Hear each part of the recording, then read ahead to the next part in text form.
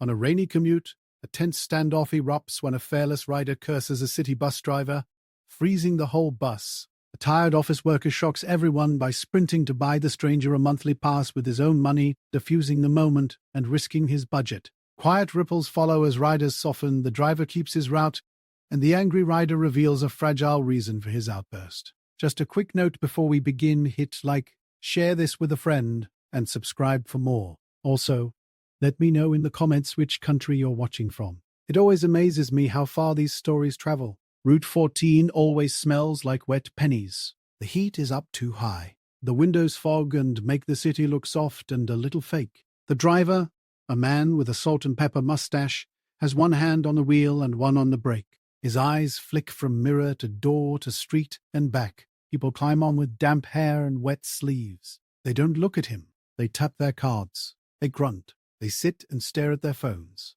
He says hello anyway. His voice is gentle and worn. It gets swallowed by the hum. It's a normal Tuesday. The potholes line up the same. The same older woman with a floral scarf sways at the pole near me. The same kid with a red jacket smacks his gum louder than seems possible.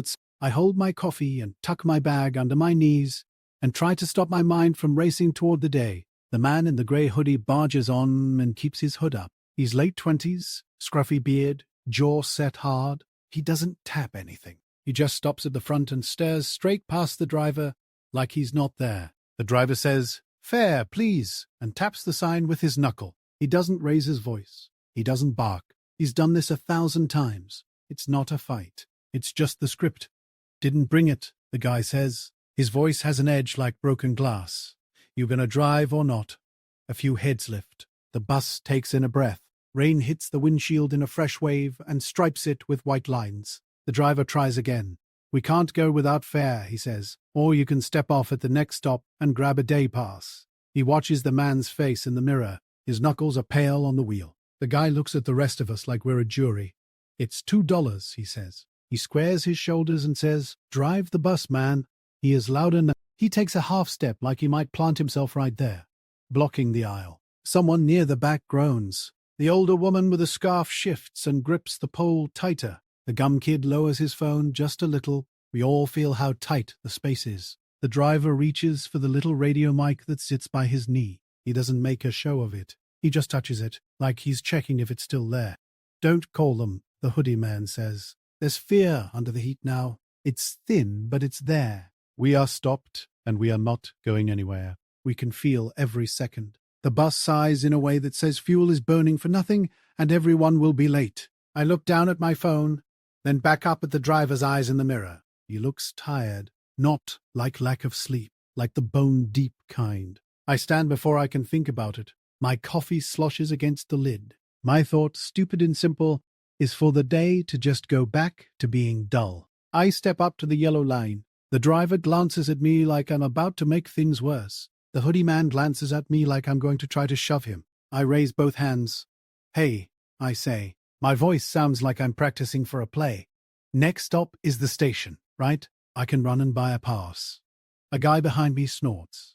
"Don't encourage him," he says. No one laughs. The driver opens his mouth, then closes it. The hoodie man's jaw twitches. He looks at me with a mix of shame and anger. I know that look. You hate the help offered and still need it. It's a bad place to stand. The driver nods once, like he is picking a lesser storm. "I'll open the doors at the station," he says low. "Make it quick." The radio mic stays where it is. At the station stop, I jog to the machine. Rain cuts into my neck. The screen is smeared with someone else's fingerprints. My fingers shake and miss the buttons twice. The price pops up. Monthly pass. It is more than my brain wants to process at 7:14 a.m. There's an extra fee for a new card. Of course there is. I look at my bank app. The number staring back at me is not pretty. Rent is due Friday. I feel my face get hot like someone can see that number behind my eyes. I hit confirm anyway. The machine whirs. A thin receipt curls out like a tiny white tongue. A plastic card drops into the metal tray with a cheap clack. Back on the bus. I hold out the plastic card. The hoodie man flinches like I might toss it at him. I don't. I hold it the way you hand someone a photo. Careful. Respectful. He looks at the card. He looks at the driver. He doesn't touch it. "Tap it," the driver says, still gentle. He points at the validator by the door. The man takes the card. His hand shakes. He taps. The thing chirps a soft, happy note, the same as always.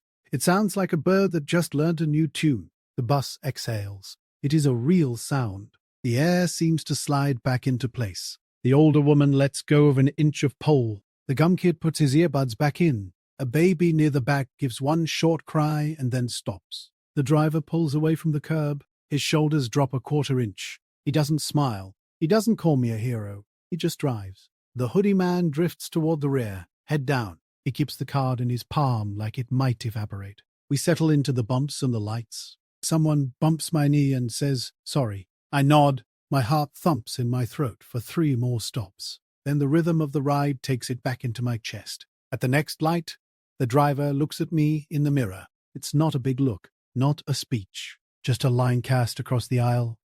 "Thank you," he says, very quiet. I shrug. It isn't nothing to me. It also isn't the end of the world. I am already doing the math on noodles for lunch and maybe dinner too. The man in the hoodie ends up by the rear door. He stares at his shoes. When he shifts his weight, a folded paper slides out of his pocket and skates under his heel. He scoops it up fast, but I catch a glimpse. The header has a county seal. There's the word visitation on the page. There's a time. It's today. I'm not a detective. I'm also not blind. He tucks the paper back like it's fire. We come to the hospital stop. 2 nurses climb on with clear bags of their lunch and soft, tired smiles. The driver lowers the bus for a man with a cane. He says hello to him by name. The cane man nods back like this conversation has happened every weekday for years. My stop comes. I stand. As I pass the driver, he says, "I was 1 radio call away from a write-up."